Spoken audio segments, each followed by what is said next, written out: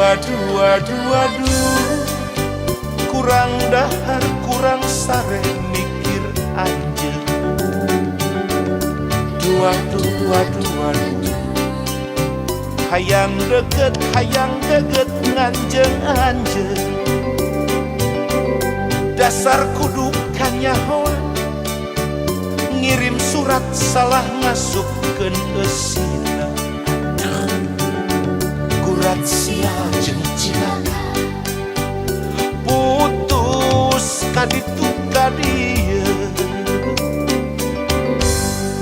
Teu aya deui nu jadi pikir iwal anjeun.